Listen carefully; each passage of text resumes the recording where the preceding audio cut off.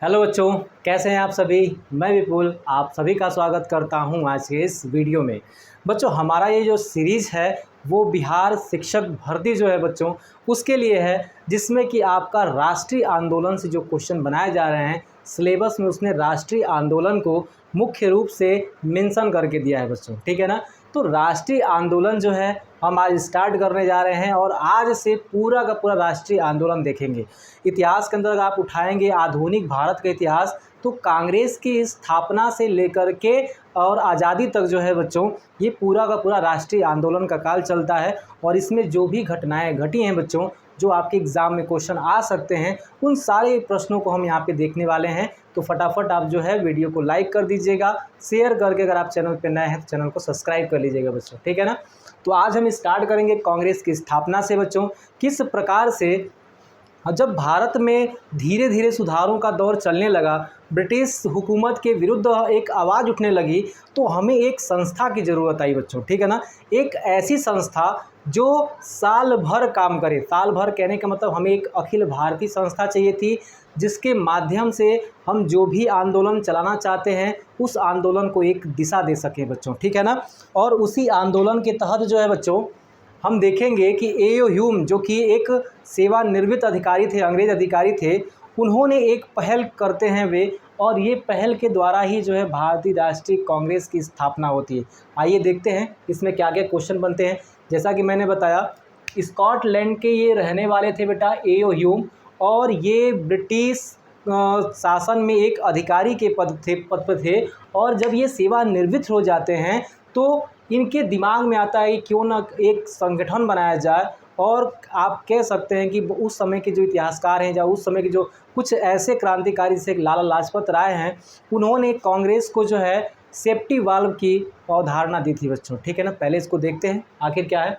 तो भारतीय राष्ट्रीय कांग्रेस की जो स्थापना है बच्चों, आप देखेंगे ए.ओ. ह्यूम के प्रयत्नों से 1884 में इंडियन नेशनल यूनियन की स्थापना हुई।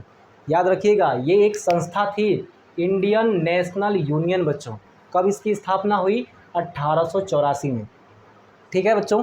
अब जो है ये संस्था जो है आपकी इंडियन नेशनल यूनियन, इसने पूना में एक सम्मेलन बुलाया बच्चों। ठीक है ना। पूना में जब सम्मेलन बुलाया तो पूना में उस समय हैजा फैल गया, जिसकी वजह से वो जो सम्मेलन था वो बम्बई में आयोजित किया गया। ठीक है बच्चों।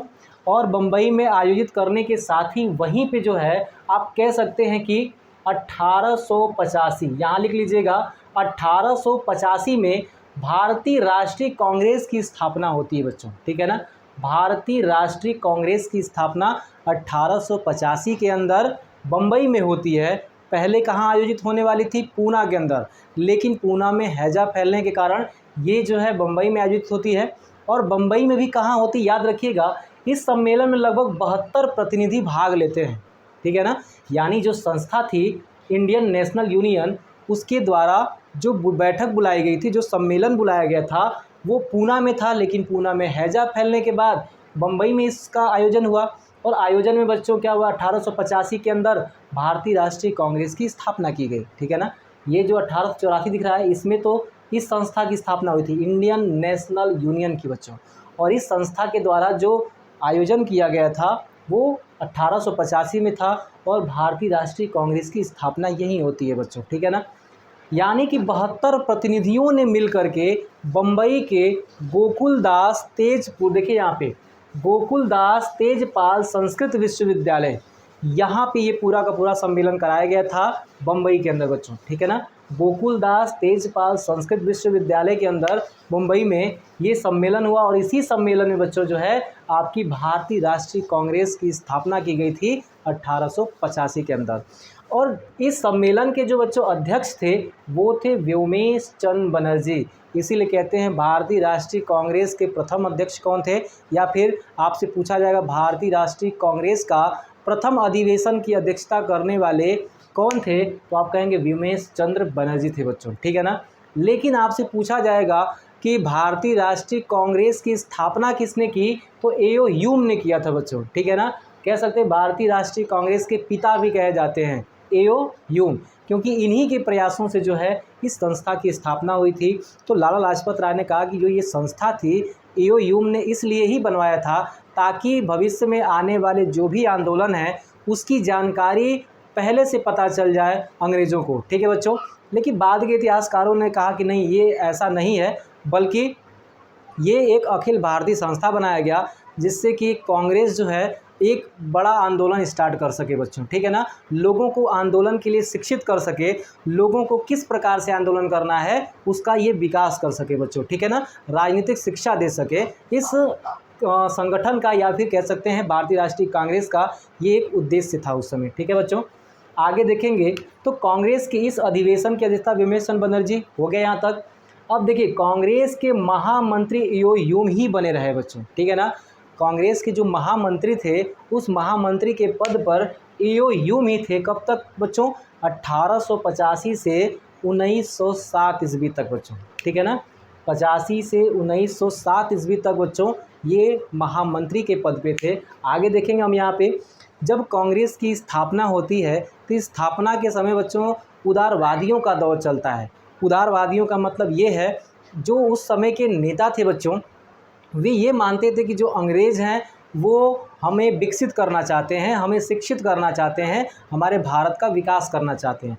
बस ज़रूरत ये है कि अंग्रेज़ों को हमें याद दिलाना पड़ेगा, अंग्रेज़ों को बताना पड़ेगा कि हमारी ये ज़रूरतें हैं। इसलिए इन्होंने कहा था, उदारवादी चाहते थे कि जो भी आंदोलन हो अहिंसक ढंग से हो, हिंसक ढंग से नहीं, अहिंसक ढंग से हो, संविधान के तौर तरीके से हो, जो उस समय उनका कानून था ब्रिटिश कानून के तहत हो, और केवल यहाँ पे प्रार्थनाएं और शांतिपूर्वक सम्मेलन ही किया जाए, जिससे कि अंग्रेज़ों को हमारी दुविधाओं का पता चले और वो हमारे ऊपर क्या करें बच्चों, कृपा दृष्टि दिखाएं। ऐसा उदारवादियों का मानना था उस समय बच्चों। ठीक है ना, इन उदारवादी नेताओं में मुख्यतः कौन कौन नेता थे? दादा भाई नौरोजी उदारवादी हैं। पूछता है क्वेश्चन कि निम्न में से उदारवादी या नरम दल, इसी को बेटा नरम दल भी कहते हैं, नरम दल और एक गरम दल, ये उदारवादी नेता या नरम दल एक ही चीज़ है, याद रखिएगा।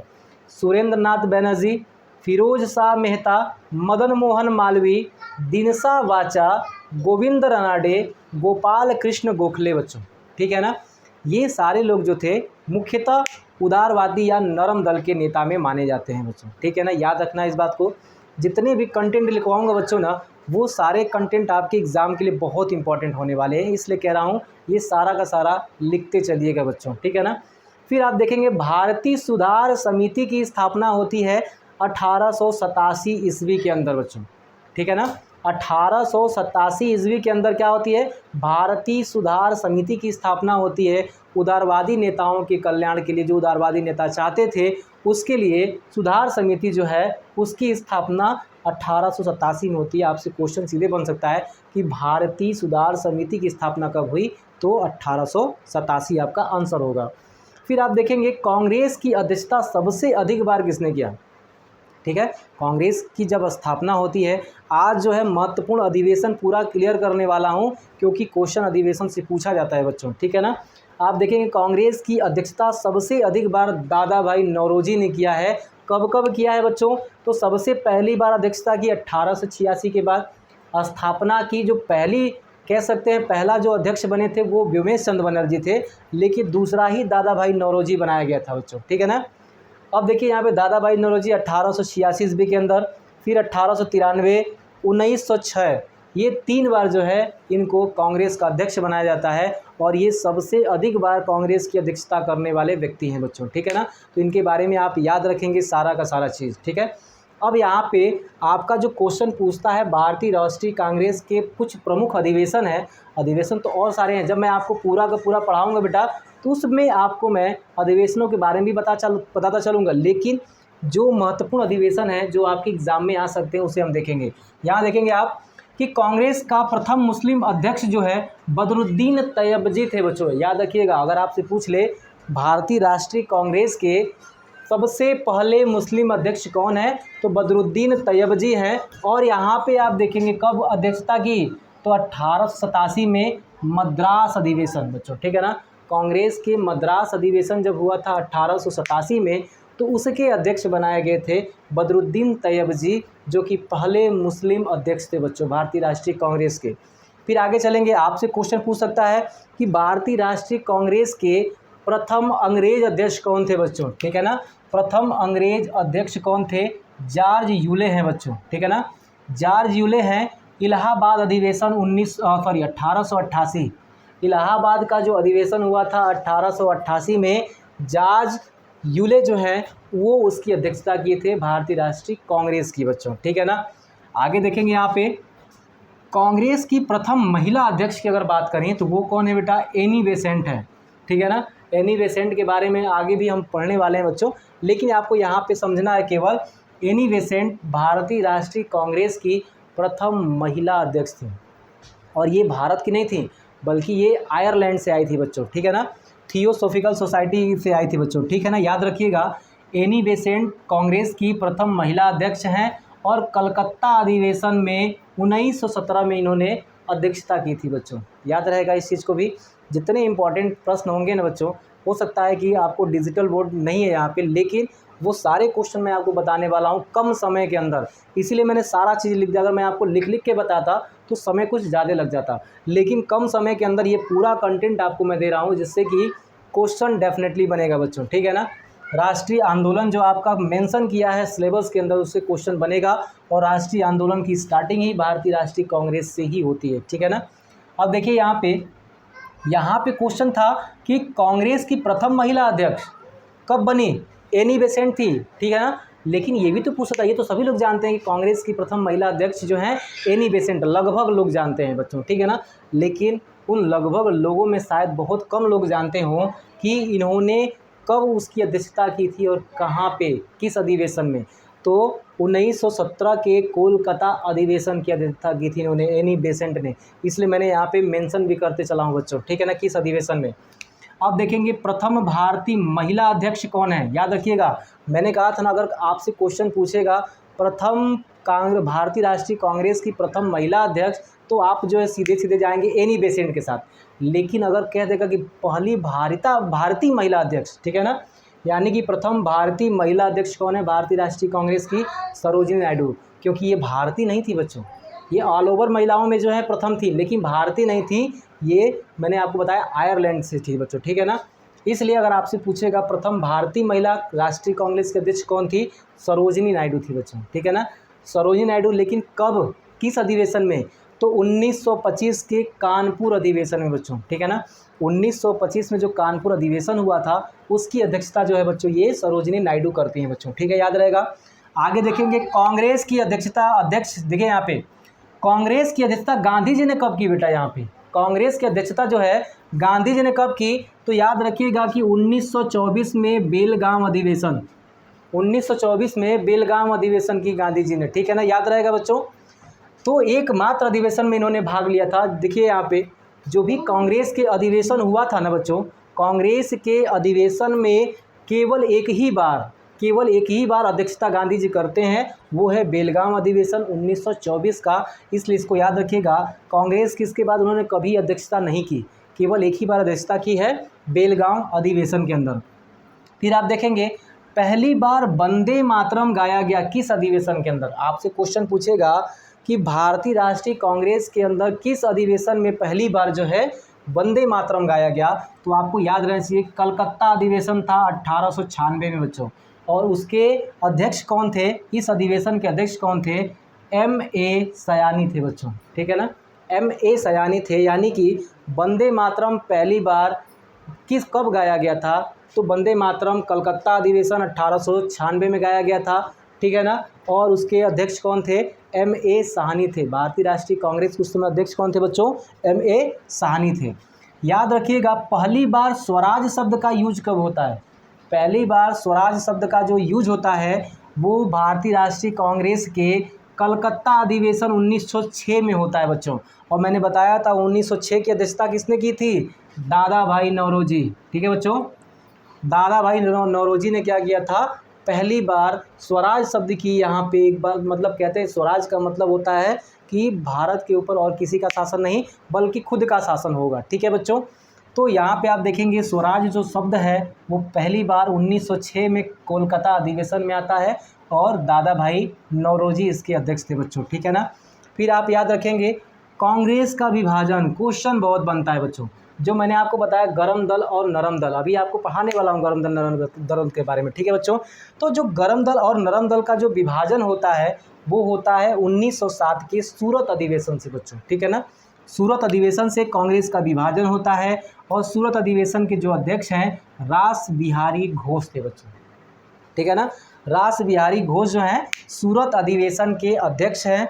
अब दूसरा चीज़ आपसे क्वेश्चन क्या पूछा जाएगा कि पहली बार जनगण मन कब गाया गया, पहली बार जनगण मन कब गाया गया है बच्चों, तो आपको याद रखना है वो भी 1911 के कोलकाता अधिवेशन में गाया गया।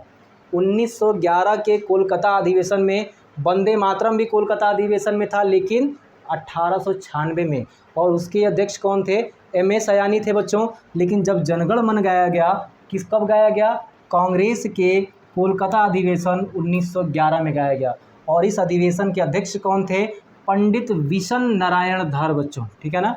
पंडित विशन नारायण धर जो हैं वो कोलकाता अधिवेशन 1911 के अध्यक्ष हुआ करते थे बेटा, ठीक है ना। आगे देखेंगे मुस्लिम लीग से समझौता कब होता है, याद रखिएगा मुस्लिम लीग से समझौता जो है, या फिर आप कह सकते हैं कि नरम दल और गरम दल एक दूसरे से मिल कब जाते हैं, क्योंकि विभाजन होता है सूरत अधिवेशन में, और नरम दल गरम दल कब मिल जाते हैं बच्चों, लखनऊ अधिवेशन 1916। लखनऊ अधिवेशन 1916 में जब कांग्रेस का अधिवेशन होता है उसमें मुस्लिम लीग से समझौता हो जाता है, और गरम दल नरम दल भी बेटा क्या होते हैं, मिल जाते हैं बच्चों, ठीक है ना। आगे देखिएगा, और इस अधिवेशन के जो अध्यक्ष थे अंबिका चरण मजमूदार है। इम्पॉर्टेंट क्वेश्चन है, इससे एक क्वेश्चन तो इसमें से ज़रूर आएगा, लिख के रखिएगा। ये जो मैंने आपको पूरा का पूरा सिनेरियो दिया है ना, एक क्वेश्चन जरूर बनेगा बच्चों, ठीक है ना, याद रखिएगा। पूर्ण स्वराज की मांग, याद रखिएगा पूर्ण स्वराज की जो मांग है, पहली बार देखिए स्वराज शब्द जो है पहली बार कब आया, 1906 कलकत्ता अधिवेशन, दादा भाई नौरोजी अध्यक्ष थे, ठीक है ना। लेकिन पूर्ण स्वराज की मांग, पूरी तरह से स्वराज की जो मांग है वो कब आई बच्चों, लाहौर अधिवेशन 1929, पंडित जवाहरलाल नेहरू, रावी नदी के तट पे बच्चों पहली बार तिरंगा भी यहीं फहराया गया था। और आप याद रखेंगे इसी के बाद से जो है यहाँ पे एक डिसीजन लिया गया कि 26 जनवरी के दिन हम क्या मनाएंगे, अपना स्वतंत्रता संग्राम मनाएंगे बच्चों, ठीक है ना। तो आज जो हमारा गणतंत्र दिवस 26 जनवरी को मनाया जाता है उसका मेन कारण जो है ये लाहौर अधिवेशन ही है बच्चों 1929 का, ठीक है ना। अध्यक्ष कौन थे, पंडित जवाहरलाल नेहरू थे बच्चों। अब बात करें मौलिक अधिकारों की मांग बच्चों, मौलिक अधिकारों की मांग कब होती है, कराची अधिवेशन में होती है बच्चों 1931 के अंदर।